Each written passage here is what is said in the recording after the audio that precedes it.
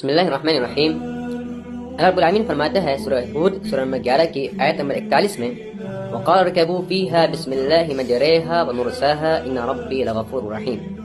یعنی حضرت نوح علیہ السلام کو جب اللہ نے کشتی بنانے کا حکم دیا اور فرمایا کہ تمام لوگ جو ایمان لا چکے ہیں آپ اپنے ساتھ ان تمام کو اس کشتی میں سوار کر لیں اور یہاں سے لے کر نکل جائیں، حضرت نوح نے اس وقت ان لوگوں کو کیا کہا تھا اس کی حکایت کرتے ہوئے اللہ رب العالمین نے فرمایا وَقَالَ ارْكَبُوا فِيهَا، نوح نے کہا کہ تم لوگ اس کشتی میں سوار ہو جاؤ، بسم اللہ مجریہا و مرساہا، اللہ کے نام سے اس کا چلنا بھی ہے اور اللہ کے نام سے اس کا رکنا بھی ہے، یعنی بسم اللہ کہنے سے یہ کشتی چلے گی اور بسم اللہ کہنے سے یہ کشتی رک جائے گی۔ سب سے پہلے اس آیت کی ادائیگی کس طرح سے کی جائے گی ہم مشائخ سے سنتے ہیں۔ بسم اللہ مجریہا و مرساہا، بسم اللہ مجریہا و مرساہا، بسم اللہ مجریہا و مرساہا۔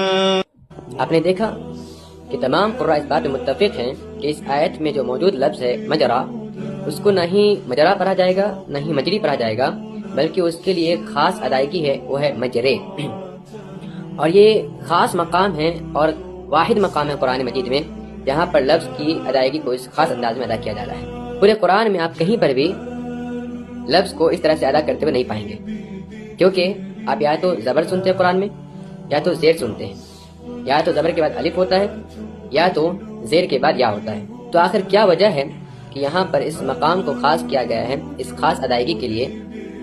آج اس میں ہم غور و فکر کریں گے۔ دیکھیے، عربی زبان میں ایک قاعدہ ہے، ایک لہجہ ہے جسے امالہ کہتے ہیں۔ امالہ کا مطلب یہ ہوتا ہے کہ زبر کو زیر کی طرف تھوڑا جھکانا، اور اگر لفظ میں الف ہے تو اس کو یا کی طرف تھوڑا سا جھکانا، یعنی نہ خالص زبر پڑھنا نہ خالص زیر پڑھنا بلکہ دونوں کے درمیان آواز نکالنا۔ اسی طرح سے نہ خالص الف پڑھنا نہ خالص یا پڑھنا، دونوں کے درمیان آواز کو نکالنا، اسی کو کہتے ہیں امالہ۔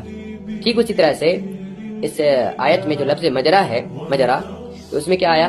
آخر میں الف ہے، مجرا، تو اس کو یا کی طرف تھوڑا اگر جھکائیں گے کیا بن جائے گا؟ وہ مجرے بن جائے گا، اسی لیے اس لفظ کو اس طرح سے پڑھا گیا، مجرے پڑھا گیا۔ لیکن سوال ابھی بھی باقی ہے، وہ یہ کہ پھر قرآن نے کیسے تحریر کی اس خاص مقام کے لیے کہ یہاں پر اس لفظ کو امالہ کے ساتھ پڑھا جائے گا؟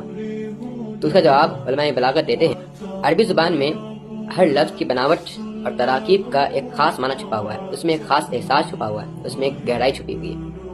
اسی مثال علماء کرام اس طرح سے دیتے ہیں کہ عربی زبان میں ایک مادہ ہے ہا واو الف کا، عرب نے اس کو کس طرح سے تصرف کیا؟ ایک بار کہا ہوا یہوی، یعنی ماضی میں ہوا اور مضارع میں کہا یہوی، اور پھر اسی میں تصرف کیا تو اس کو اس طرح سے بنایا ہویا یہوا بنایا۔